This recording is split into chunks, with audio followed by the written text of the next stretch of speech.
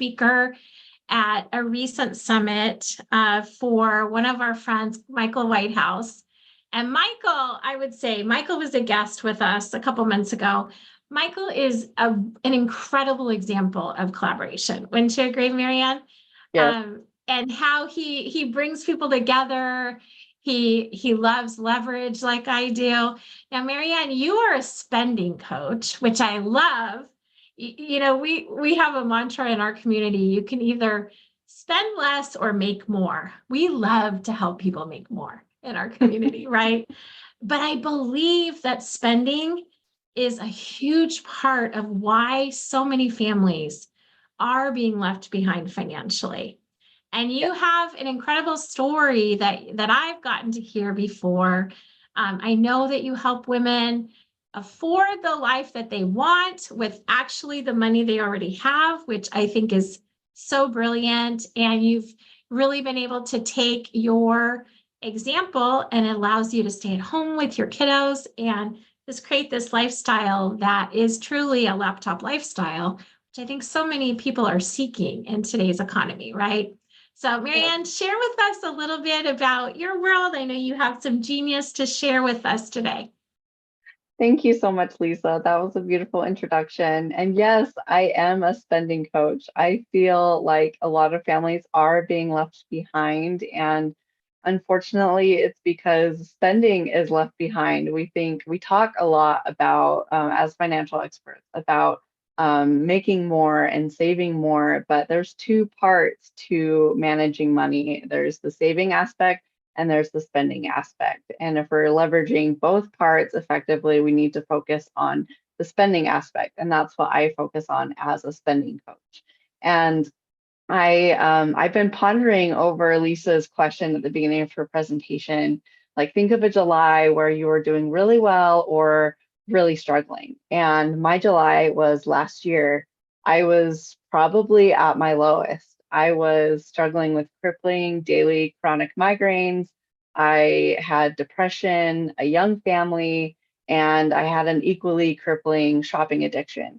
And it had been going on for years, and I was out of control, and I was experiencing anything but peace. And so my topic today is about protecting your financial peace through spending. And my progress over the last 12 months is really a testament of what can happen with you and what can happen with what I'm going to teach you today. And I truly have overcome the urge to shop. I have become unshoppable, which is my phrase for the year. And it's my mantra, it's my business name.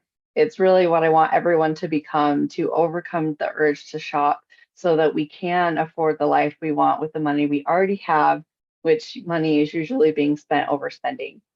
And I finally feel like I've achieved financial peace, not because I'm in the financial place I want to be, because I want to be like 20 years further than what I am now, because I feel like I have to play so much catch up. But I feel like I'm in the driver's seat for the first time. And I feel like I am focusing on creating financial peace and financial wealth. So let me share my screen here. Oh, see. Lisa, do you mind enabling share screen Yes. so I can thank Sorry, you? I thought we made you co-host. Let me find you. No Where are you? worries. Okay, here we go.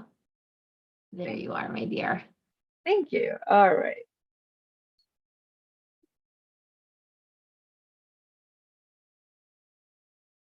Okay. Go. Okay, I'll move us. Okay.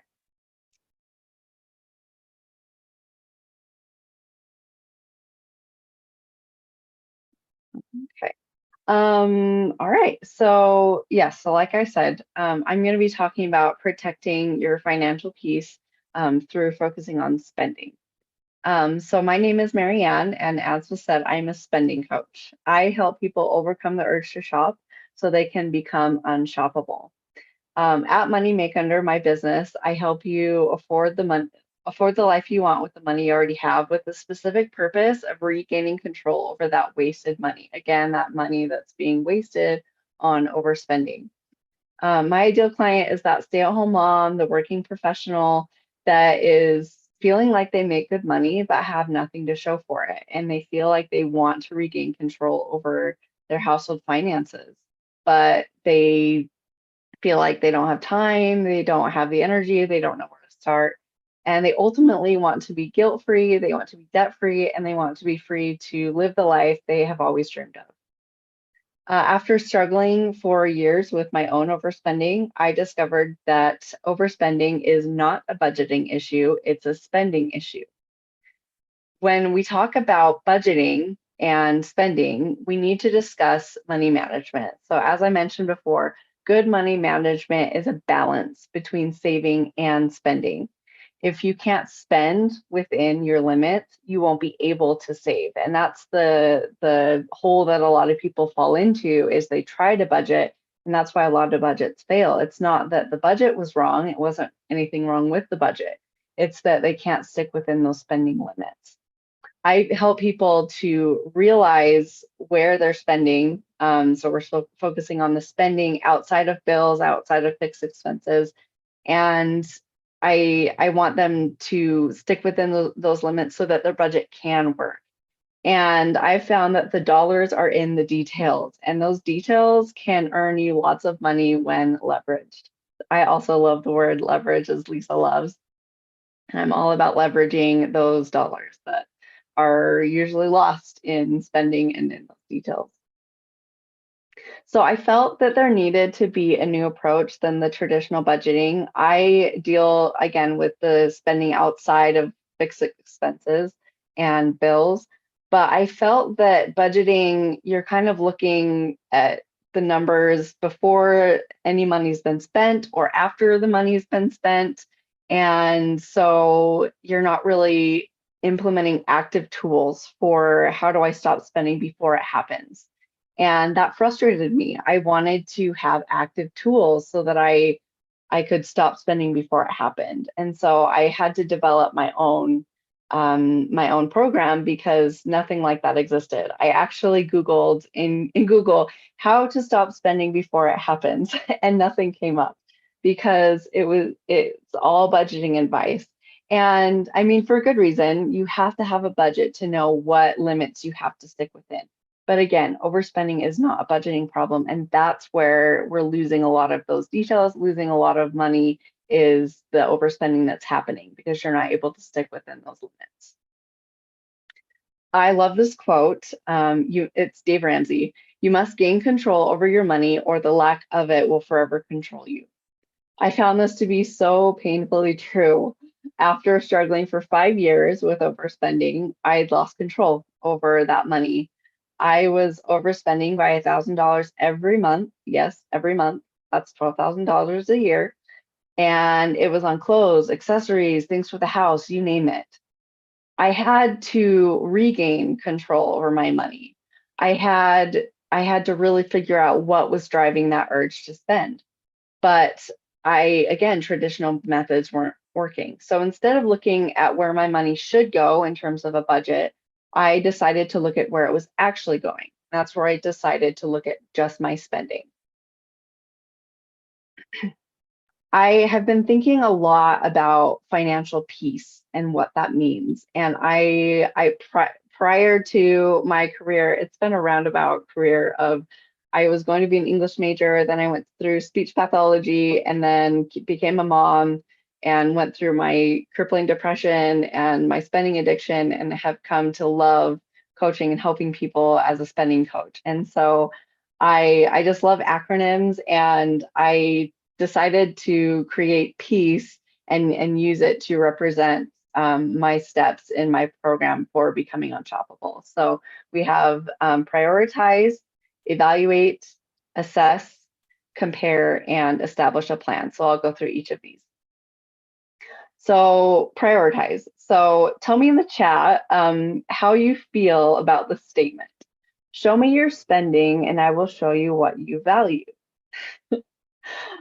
I don't know about you, but when I first thought about this, I really didn't like it. I was like, no, someone said so true. Lisa, so true, true. I was spending on purses, on clothing, on things that I didn't really care about. And yeah, oh, I skipped here. I skipped a bunch. Here, a bunch of stuff. Sneak peek. Okay, here we go. Okay. I was spending on a lot of things. And if someone were to look at just my spending, they didn't know anything about me, they would have said that I was really materialistic, that I was very self-absorbed. And that's not me. That's not at all what I value. I value family. I value personal development. I value career. I do value what I look like, but it's not what I'm like obsessed about. And so many other things besides material things. But that's not what I was spending my money on. So if I were to look at your spending, what would it show me about what you value? Would it accurately reflect who you are? Would it accurately reflect what you value and prioritize? With this challenge, I want you to focus on, and really what we all should be focused on is wealth. But I want you to think about the challenges. I want you to really think about what you can do today to start finding wealth in your day-to-day finances. A lot of the talk about wealth and generating wealth can be very like future driven. It can be very like, oh, I'll do that tomorrow. I'll do that next week. I'll do that next month. I want you to think, what can I do today to start finding that financial peace, and how can I start finding money today? So, so that's the focus. That's our priority, is finding money so we can generate more wealth today, not tomorrow. And then the second, to find that money, we need to focus on spending, and spending is driven by emotions. I couldn't figure out why budgeting wasn't working for me. I tried budgeting, and I, in fact, tried every type of budget, but it didn't work for me. And I couldn't explain why until I came across this quote by Dr. Raj Beeke. And he says, the reason for failure is not the lack of a plan, willpower, or responsibility. Failure is due to the approach, seeing spending as a logical problem to be solved, not an emotional issue to be addressed. This summarizes my experience with overspending. I was trying to solve my issue with overspending logically with a budget, and logically it worked out on paper. It worked perfectly on paper. Everything zeroed out, everything had a perfect spot, right? But spending doesn't happen on paper. It happens when we're out in the store with real emotions. The kids are screaming, you've had a stressful day, your boss doesn't appreciate you, you feel unrecognized, overworked, underpaid, the list goes on and on. It's our emotions that drive our desire to shop. So if it's our emotions that drive spending, it's our emotions that we need to understand if we're going to overcome it. So this image shows the 5 basic needs that we have as humans to thrive. Now, I'm not going to go into a lot of detail, but I'm going to just touch back on this. Basically, whenever there's a need that's not being met, we get sent an emotion to help us, guide us to figure out what need is not being met and motivate us to meet it so that we can thrive in our environment. So this chart demonstrates what each emotion, these are the primary emotions that we feel. We have a myriad of emotions, but these are the basic emotions that are all boiled down to with each of the various variants of emotions. And this chart demonstrates what each emotion motivates us to do. It motivates us to seek peace by resolving the issue, but we don't always resolve it in the best way. So take the emotion of sadness, for example. The need indicated is healing. We need to slow down. We need to, we need to withdraw and figure out why we're sad and why we need healing. But how many of us do this? I don't. I'm always like, I just want to feel better. I want to feel happy. I go on Amazon. I surf social media. I get away from that unpleasant emotion. Then we have the emotion of anxiety.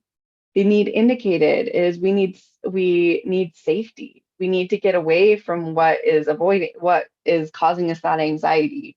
But instead of getting away to a peaceful place where we can resolve that issue internally, we get away externally in the mall or on our phones, whatever it may be, whatever our escape is. Then we have the emotion of feeling bad. Now, this isn't on this chart, but I love it because feeling bad actually motivates us to pursue what we value. When we feel bad, we know that what we're doing does not align with our values. So this emotion is meant to realign us with what we value. But when I feel bad, I go shopping, or at least I used to. I now have other things that feel bad, but I used to just go shopping at every negative emotion. I used to think material goods. Now, unfortunately, my shopping habits have been replaced with the sugar habit. So there's always something that we're going to feel better, to get rid of that negative emotion. Now, this isn't our brain being defective. It's our brain protecting itself. It knows that dealing with these emotions is scary, and it can bring us down before it brings us up, before it resolves to that peaceful, thriving threshold. And so our brain really wants to make us feel better. It's like a little golden retriever that's like, oh, you're feeling bad. Like, that's such a bad, scary thing. Like, look, I brought you like I brought you this Amazon shopping cart that you can fill and just make yourself feel better. But look, don't you feel better already? It's just trying to make you feel better. But ultimately, that doesn't give us peace. It actually gives us the opposite of peace. It gives us that dread of our finances. And so what I teach in my Become Unshoppable course, and I'll kind of go through this a little quick because I kind of took a little longer in the beginning, is assessing is different than tracking your spending. So I teach how to track your spending habits. Tracking your spending does not give you the whole picture. So if you look at these two receipts, and if you have in the traditional budget, if you have $130, if you look at both receipts, you stayed under budget. And that's great, right? But if you look at what you bought in each receipt, you actually didn't stick to your budget. Now let's look at the example. So the first receipt shows you paid $120, but you didn't buy just groceries. It was all, well, excuse me, it was all groceries. That's great. You stuck to your grocery list. You bought all healthy produce. Awesome. And you stuck to your budget. The second receipt, however, it wasn't all groceries. It was mascara. It was some candy. It was some Q-tips. That's an accurate representation of what we buy at stores. And so tracking your habits is what I like to teach in my course, because it captures what you do in the store. It doesn't just capture how much you spend, but it captures those impulse buys, those unplanned purchases that we justify, that says, "Ooh, that's on sale. I can't miss it while it's on sale." And you may be looking at this, and whether you make 5,000 a week or 5,000 a month, it doesn't matter if you're spending it all. And so remember that your money will magnify and inflate to fill what you give it. And so if you're seeing like the $5 candy bar, that might be $50 for you now because you're making more. It might be $500 for you now. So like compare it to what you spend now relative to your income. But the concept is same no matter what you're making and no matter what you're spending. It's those impulse, those unplanned purchases that we're assessing. And then this is the tracking sheet that I give people that has you look at like the intent of the errand and then the justification, so that you can look at those unplanned purchases. So before we end, I just wanted to talk about like comparing. So much of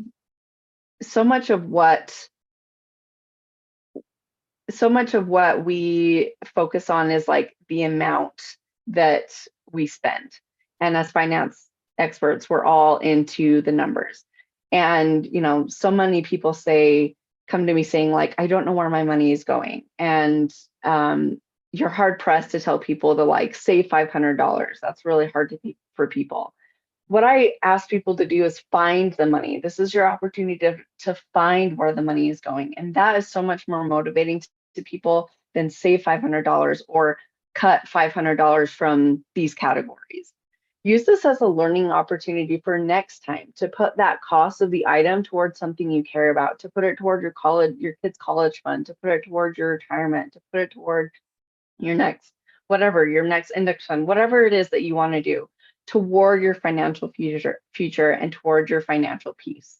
And so I want to end on, I had a lot of just really great insight when it comes to like financial peace and what it is.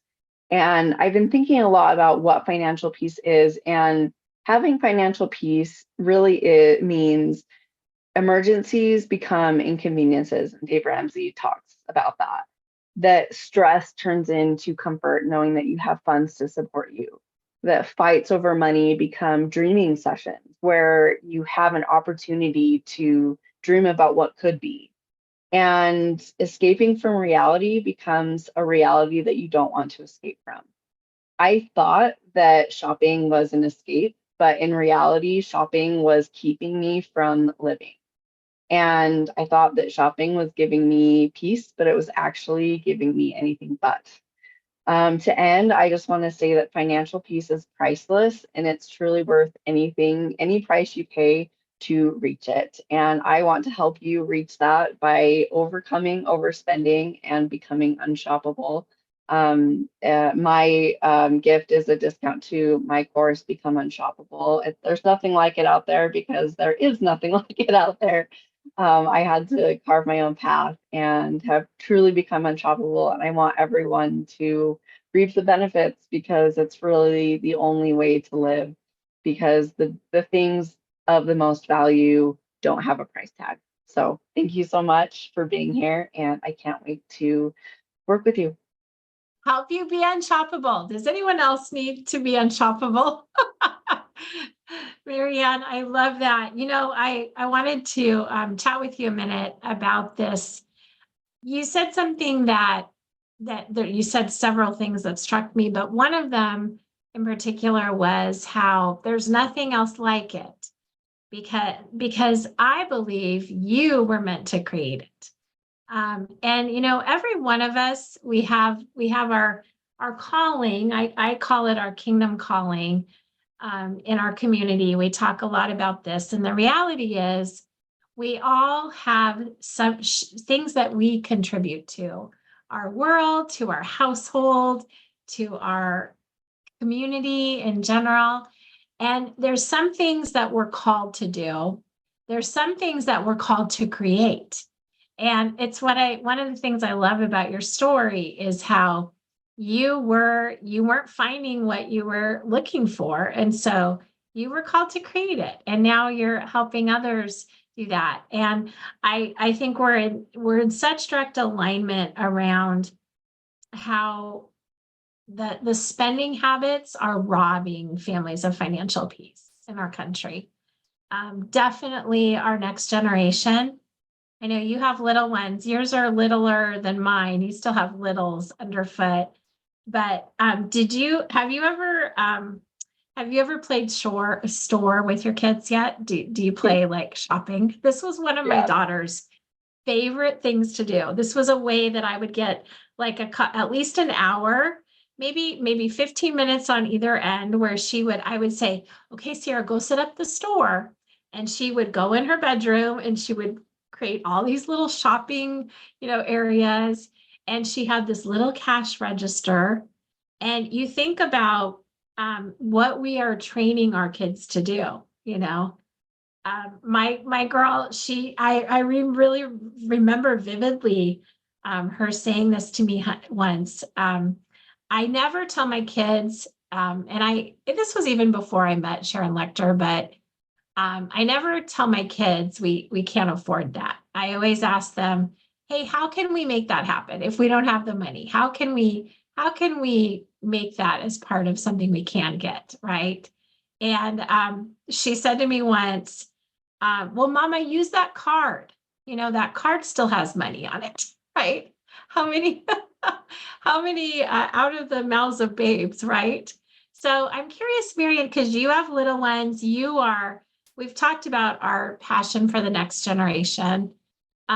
When you think about what's on the horizon for our next generation, how important is it to get control of this spending frenzy in our economy, right? And how much is that part of your mission about what you're doing too? It is so important. You were bringing up something about kids and setting up toys, and I actually got my kids this little cash register, and someone was saying that in the chat. It was this cute little Minnie Mouse one with a little credit card, and I Yep. was in the bathroom, and my husband was in the bedroom, and I heard cash it or charge it, and I was like, oh my gosh. Want to go in there and like beat it, you know? Right. And it's Right. like they're already instilling these little messages in these cute little Minnie Mouse things. And even to our level, I read something, today's Prime Day and it's prime time for impulse buys. And I was reading about the history of Amazon, and it used to be a really complicated process to order anything. And Right. they introduced one-click buying, and you think, oh, that's so nice of them. How kind. No, they did it because 20% of customers were abandoning their carts because it was too difficult, or because they were like, no, I really don't need this. And so Amazon was like, we don't want to give them time to think, do I need this? We don't want them to even have time to question it. We want it to be on their doorstep so they can be relishing the dopamine hit and think, oh, I don't want to return this, or oh, I don't want the hassle of returning it, right? Right.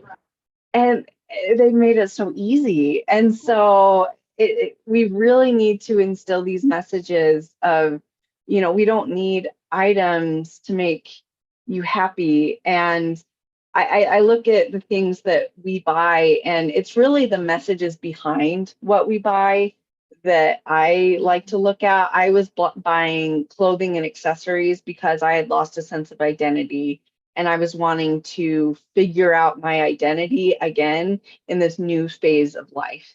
And Yeah. I see people who are they're buying like things for their business, and they're going in debt for it. And it's because they feel like they don't feel the confidence in their own business, but they feel like this next thing is going to be the thing that launches my business to success.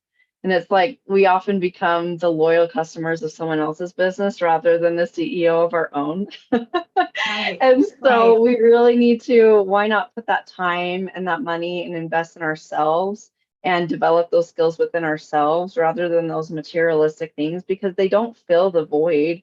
They fill them temporarily, but they don't fill them permanently. So we Yeah. really need to instill in Absolutely. our kids that you don't need things, and they just want love. At the end of the day, they don't want things, they just want love. Yeah. They want our time. I've had this conversation with almost, a lot of the people on this call. We whether it's our children that we want to make this generational impact with, our grandchildren. Everly could use some help being unshoppable, right, Scott? Right? We have so many people in our lives that imagine really making a decision that this gets to be a muscle that we all develop. And we get to create this ripple effect of new habits. What if instead of the country of making us a one-click buy, how about we're a country of people embracing our financial sovereignty and sharing the good news of that with others, Yeah, and partnering. You and I connected very, very much in our higher power connection, and partnering with our higher power when it comes to building wealth. How do you incorporate that into your teaching with your own population and your own kids, things like that? absolutely. I feel that whether you're religious or not, I feel that all values trickle down to a higher power of some sort, and Mhm. valuing something beyond yourself, outside of yourself. And if you really ask yourself, what you're wanting out of life and the things you value. I actually did a survey for my my beta launch to the group, and I said, what are the things you're looking for? And there were things like inner peace, world peace, humanitarian efforts, like all these things. And they said, and it was like belief in a higher power, belief that things are going to work out for my good, things like that. And they were like of spiritual nature mostly. And it's like our material items, is shopping going to get that for you? And it's Right. like, Right. no, but we think it will.